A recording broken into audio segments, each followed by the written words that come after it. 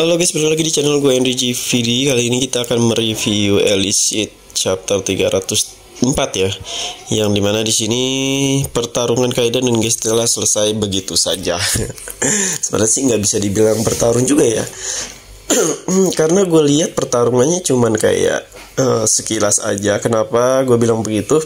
Ya, baik lagi karena si Jiwo ngebuat si Gestella itu jangan bertarung lagi sama Kaidan. Ya karena si Jiwo tahu kalau Kaidan tuh masih kayak ada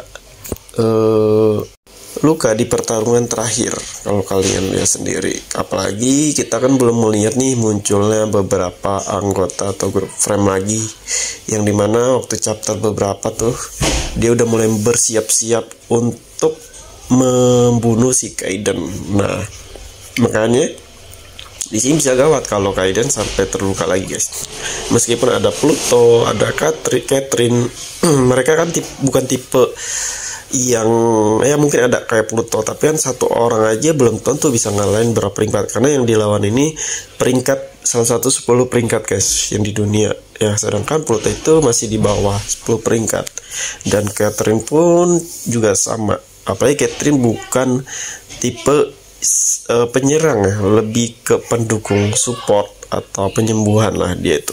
Nah makanya di sini bisa gawat kalau sampai nggak lucu gara-gara pertarungan ini bakalan terluka kayaknya. Meskipun ada Gestella pun susah, soalnya si frame ini ternyata lebih banyak anggota-anggota yang berada di 10 peringkat di situ ya. Beda sama anggota lain paling cuma ada satu, kayak Gestella aja satu doang, sisanya bawahan semua. Nah kalau frame ini kayak organisasi besar guys.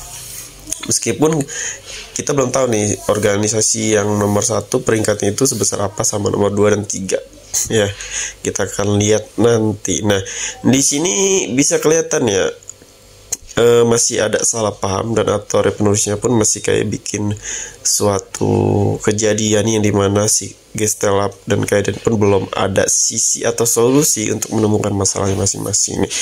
Ya baik lagi karena ada orang ketiga, maksudnya gara-gara si siapa namanya sih, si Blue ya, anak buahnya Gestella ini selalu aja membuat masalah yang dimana dia bawa-bawa nama Gestella di sini ya, padahal nggak ada sangkut paut. Padahal si Blue inilah yang emang dendam pribadinya sama Kaidan dan Jiwo ya.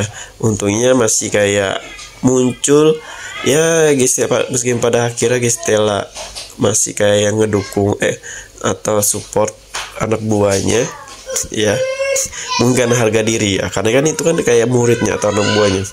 Jadi kesalahan yang dilakukan anak buahnya ya mau nggak mau tetap si ketuanya yang kena imbas ya, karena itu udah tanggung jawabnya di sini, karena harga diri mereka tuh terletak di anak buahnya. Menurut gue sih seperti itu pola pikir beberapa awaken yang ada di 10 peringkat di dunia. Nah di chapter nanti abis ini sepertinya kita akan melihat kejadian lagi ya, karena kan si Gestella nolak permintaan Jiwo ya ditolak. Kalau sampai dikabulin si Gestella nggak punya alasan lagi untuk buat ketemu sama Kaidan ya kan.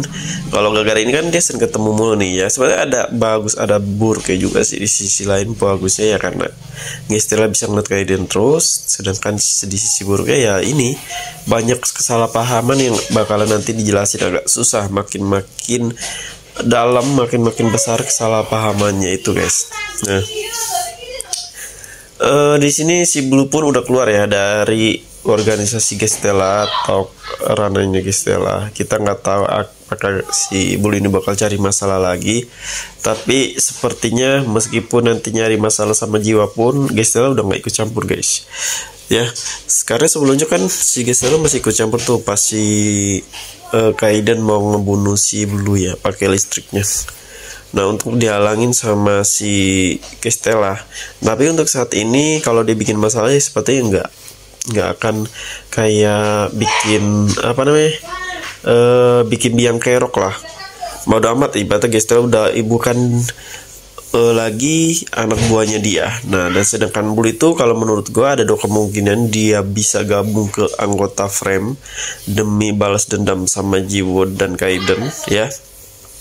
Yang kedua, dia berubah demi biar masuk ke Gestella lagi, dia berubah nggak akan semena-mena lagi ya. Cuman watak dari Blue ini agak sulit ya, apalagi dia penting banget harga dirinya, nggak akan mau minta maaf ya. Kemungkinan sih 70% atau 80% lebih condong ke si siapa tuh, Blue jadi anggotanya Frame ya. Atau kalau nggak jadi anggota Frame, dia bakalan gabung kayak partner untuk melawan Kaiden sama Jiwo, ngebantuin ya ibaratnya. Nah, di sini kemungkinan Gestella pun akan ikut ngebantuin Jiwo ya. Dengan permintaan itu mungkin si Jiwo minta bantuan sama Gestella untuk melindungi Kaiden, ya mau dong, tanpa sebenarnya tanpa disuruh pun si Gestella bakal ngelindungi Kaiden ya. Kan bakalan seru lagi nih kedepannya, kita akan melihat beberapa orang ya yang bakalan ngumpul lagi di rumahnya Jiwo ya. Masih penasaran sih gue nih si Gestella kekuatannya seperti apa kalau dalam mode maksimal, karena kemarin pertarungan sama Kaiden tuh cuman hanya terguar-guar sedikit doang ya. Ya Kaiden sempat kena terluka sih gue lihat ya, mungkin karena masih belum full kekuatannya. Lagi yang dia lawan tuh 10 peringkat di dunia, bukan hanya bawah 10 peringkat. Jadi kita lihat aja pertarungan serunya. Dan ini beberapa ilustrasi yang udah gue buat ini, yang udah tinggal warna-warnain aja sih sebenarnya ya. Sekarang tinggal buat-buat dikit doang dan udah jadi tinggal kita review aja. Jadi kalau kalian mau belajar bikin desain ilustrasi karakter seperti ini ya silakan, bisa langsung di YouTube gue tuh ada tuh namanya, di playlist YouTube gue, belajar desain ilustrasi, bikin website, UX UI, desain grafis dan lain-lain. Ya siapa tahu bisa jadi sumber penghasilan kalian kan. Ini juga bisa digunakan entah itu untuk melamar kerja, skill ya, untuk freelance, jadi nggak terikat sama apapun, sama umur. Jadi belajar sampai kalian umur 40-50 pun ya gas terus, karena yang bakal dilihat tuh karya kalian sama skill kalian dalam membuat suatu pekerjaan. Kalau menurut gue sih gitu. Jadi zaman sekarang tuh kayaknya udah harus dihilangkan kayak batasan umur untuk bekerja dan lain-lain, karena di zaman sekarang teknologi makin maju, mencari uang pun bisa di mana aja dan di kapanpun. Takutnya nanti orang-orang udah mulai berpola punya mindset yang dimana lebih baik kerja sendiri ya, di freelance, bikin konten, bikin desain grafis dan jual di berbagai marketplace. Kayak banyak yang tersedia deh, ibaratnya kan banyak tuh sekarang ya. Oke, mungkin cukup sampai sini aja yang bisa gue kasih tahu ke kalian. Terima kasih udah nonton, sampai jumpa lagi di next video.